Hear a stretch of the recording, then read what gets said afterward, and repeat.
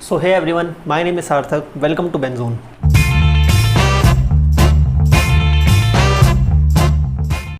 इस चैनल पे आपको ऑर्गेनिक केमिस्ट्री पढ़ाने वाला हूँ क्लास 12th की। और पहला चैप्टर हम शुरू कर रहे हैं ऑर्गेनिक केमिस्ट्री का, haloalkanes and haloarenes. और ये चैप्टर इसलिए क्योंकि मोस्टली स्कूल्स में इस टाइम ऑर्गेनिक केमिस्ट्री चल रही होती है, तो हम भी उसी फ्लो में चलेंगे। पहले ऑर्गेनिक फिनिश करेंगे, फिर फिजिकल, और एंड में इनऑर्गेनिक का जो एक चैप्टर है पी ब्लॉक, उसे करेंगे। तो इस चैप्टर में सबसे पहले हम खोलते हैं तो हमें मिलते हैं हैलोजन कंपाउंड के डिफरेंट टाइप्स। तो monohaloalkane, dihaloalkane, ये सब मिलते हैं। इनको करने में मोस्टली प्रॉब्लम नहीं आती। प्रॉब्लम आती है सिर्फ एक जगह जहाँ पे कंफ्यूज होते हैं थोड़ा, वो है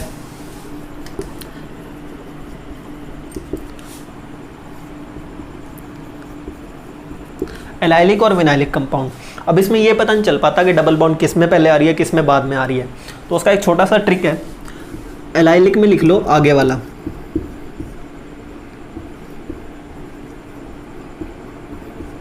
ठीक है। विनाइलिक में लिख लो वही वाला। अब इसके अकॉर्डिंग देखो, एलाइलिक आगे वाला मतलब जो आगे कार्बन है उस पे लगा हुआ है डबल बॉन्ड। तो अब ये एक हैलोजन लगा हुआ है, ये कार्बन इस कार्बन से जुड़ा है, अब ये नेक्स्ट कार्बन है, इस पे डबल बॉन्ड है। विनाइलिक वही कार्बन मतलब उसी कार्बन पे डबल बॉन्ड है। अब यहाँ पे देखो, ये जो कार्बन है ये डबल बॉन्डेड है, ओके, एक्स आएगा यहाँ पे। तो एलाइलिक और विनाइलिक में ये कन्फ्यूजन होता है छोटा सा, जो क्लियर हो गया होगा। अब आगे बढ़ते हैं, आगे आते हैं preparation methods of halogen compound. तो उसमें पहले आते हैं जो हैलो एल्केन्स हैं। हैलो एल्केन्स की प्रिपरेशन आती है, और इसमें पहली चीज़ है प्रिपरेशन फ्रॉम एल्कोहल। मोस्टली यही है, फ्रॉम एल्कोहल्स। तो अल्कोहल से प्रिपरेशन करने के 5-6 मेथड हैं। 5-6 मेथड क्या हैं? पहली बात, जो आपका ROH है अल्कोहल, इसमें डाल दो एसिड, HCl डाल दिया, HBr डाल दिया, HI डाल दिया, in presence of catalyst ZnCl2, ये बन जाएगा RCl प्लस H2O। अब इसका मैकेनिज्म छोटा सा है।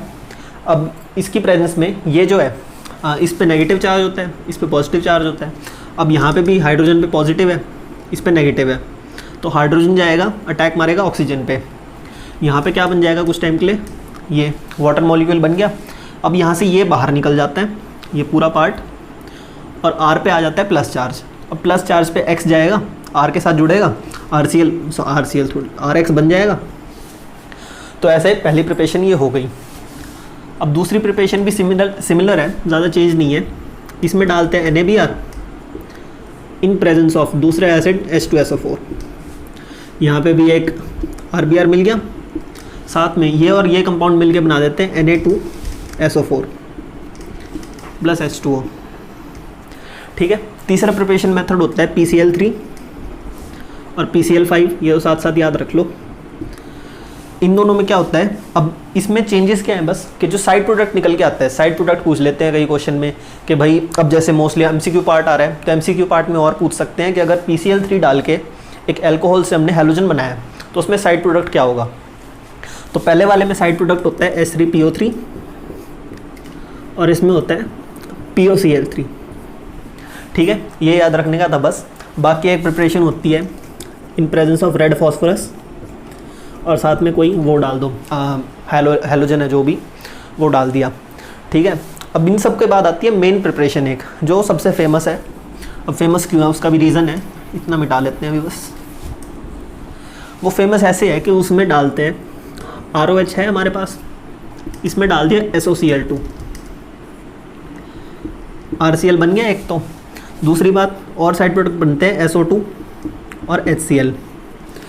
अब ये प्रेफर्ड मेथड क्यों है, क्योंकि SO2 है, ये गैस है, इवेपोरेट होगी, ये गैस है, ये इवेपोरेट होगी, तो RCl प्योर प्रोडक्ट मिलता है हमारे पास। इसको ज़्यादा हमें प्योरीफाई नहीं करना पड़ता, इसमें से निकालना नहीं पड़ता कुछ। अगला मेथड आता है हमारे पास फ्री रेडिकल हैलोजनेशन का, और ये मोस्टली यूज़ होता है एल्केन्स में। अब मान लो कोई एल्केन है हमारे पास, CH3 CH2 CH3 ले लेते हैं।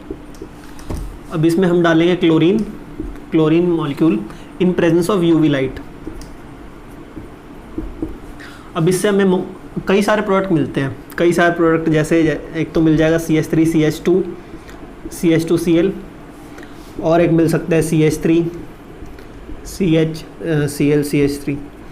तो इसमें इनको सेपरेट करना मुश्किल है, इसलिए मेथड थोड़ा कम यूज़ होता है, लेकिन फिर भी एक मेथड है जो पूछा जा सकता है।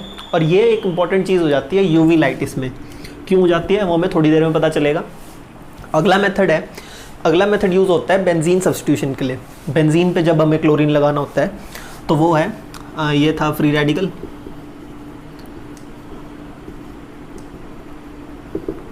अगला मेथड है इलेक्ट्रोफिलिक सब्स्टिट्यूशन।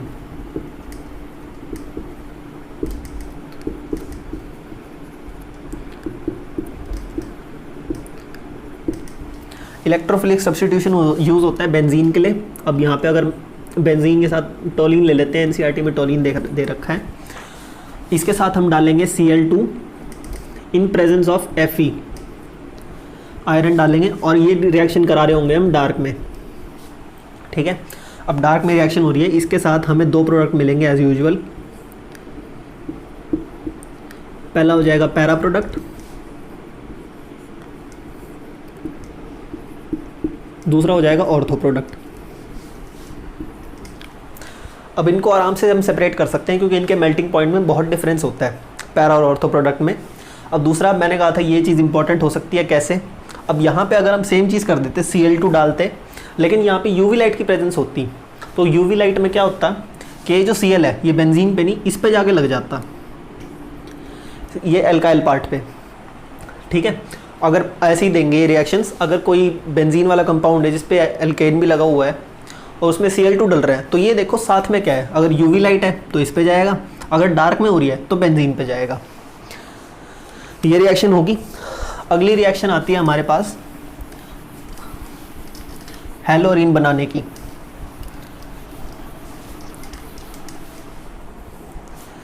इसमें क्या लेते हैं, इसमें लेते हैं हम डाइजोनियम सॉल्ट, और डाइजोनियम सॉल्ट्स वैसे तो उसमें है चैप्टर में, अमाइंस चैप्टर में इस साल कट चुके हैं, लेकिन मैं बोलूँगा वो करो, क्योंकि जैसे यहाँ पे आ गया है, यहाँ पे ये नहीं कटा हुआ है, वहाँ से डाइजोनियम सॉल्ट काट दिया, लेकिन यहाँ नहीं कटा हुआ, यहाँ यूज़ है इसका। ऐसे ही बाकी चैप्टर्स में भी यूज़ है, तो वो भी करेंगे हम। डाइजोनियम सॉल्ट एक तरह से मेन पार्ट है अमाइन चैप्टर का। तो डाइजोनियम सॉल्ट है यहाँ पे N2Cl, इसमें डालेंगे हम CuCl2, और यहाँ पे हमें क्लोरीन मिल जाएगा, प्लस हमें मिल जाएगा यहाँ पे N2। अब यहाँ पे वैसे तो एनसीईआरटी में डाइजोनियम सॉल्ट बनाने की भी प्रोसेस दे रखी है इससे ऊपर वाली लाइन में, लेकिन वो हम माइंस में करने वाले हैं वैसे ही, तो यहाँ मैं उसे स्किप कर रहा हूँ। अब ये रिएक्शन इंपॉर्टेंट हो जाती है क्योंकि इसका नाम है अलग से, जिस भी रिएक्शन का नाम आ जाए वो इंपॉर्टेंट है। इस रिएक्शन का नाम है सैंडमेयर्स रिएक्शन।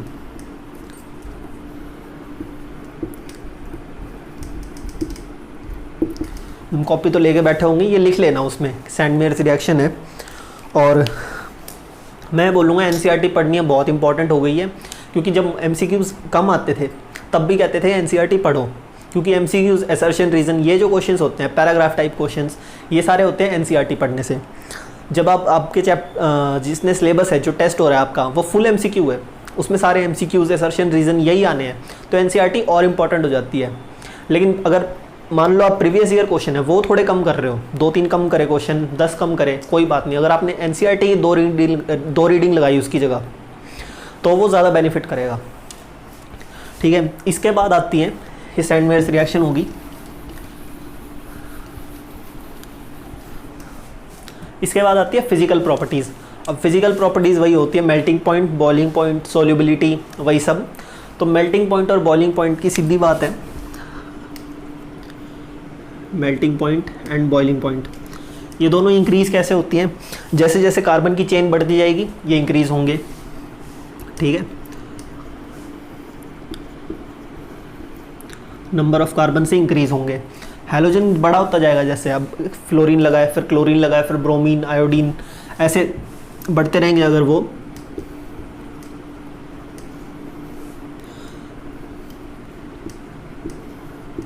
हैलोजन के साइज से ये भी बड़ा होगा। दूसरा, मेल्टिंग पॉइंट और बॉइलिंग पॉइंट कम कैसे होंगे? उसमें ये देखो, अगर मान लो सेम कार्बन की चेन है और ये कार्बन ऐसे लगे हुए हैं, यहाँ पे लगा है Br, दूसरा कार्बन ऐसे है, दूसरी चेन 4 कार्बन है, यहाँ लगा है Br, एक चेन ऐसे हो गई कि ये Br है, एक कार्बन से जुड़ा है और ऐसे कार्बन लगे उसमें, तो इनका मेल्टिंग पॉइंट कम होता जाएगा। इसका हाईएस्ट मेल्टिंग पॉइंट होगा इन सब में,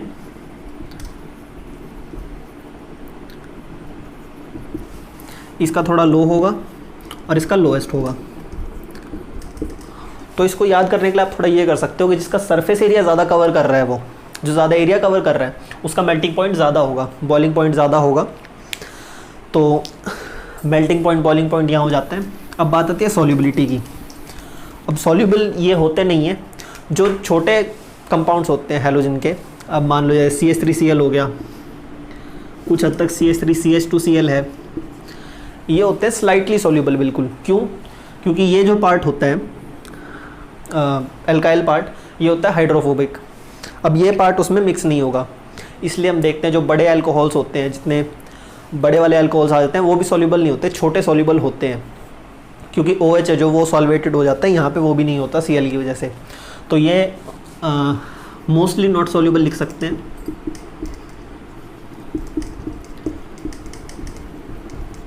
ये जनरली नॉट सॉल्युबल। दूसरा, लेकिन ऑर्गेनिक सॉल्वेंट्स में ये डिज़ोल्व हो जाते हैं। और अगर बात करें इनकी डेंसिटी की, तो डेंसिटी भी इनमें नॉर्मली जैसे बॉइलिंग पॉइंट और ये चेंज होते हैं, डेंसिटी भी वैसी ही होती है। जैसे ही नंबर ऑफ कार्बन बढ़े डेंसिटी बढ़ जाएगी इसकी, हैलोजन का साइज़ बढ़ा डेंसिटी बढ़ जाएगी। तो यहाँ ख़त्म होती है फिजिकल प्रॉपर्टीज़ इसकी। और अगली वीडियो में, ये वीडियो काफ़ी छोटी रखी है मैंने क्योंकि पहली वीडियो है, अगली वीडियो में हम करेंगे SN1 reaction, SN2 reaction, E1 E2 reactions और कायरलिटी। वो ख़त्म करने के बाद जितनी जो बाकी रिएक्शंस बची हैं इसकी चैप्टर में, क्योंकि बाकी रिएक्शंस का ही पार्ट बचा है सिर्फ, वो करेंगे थर्ड वीडियो में।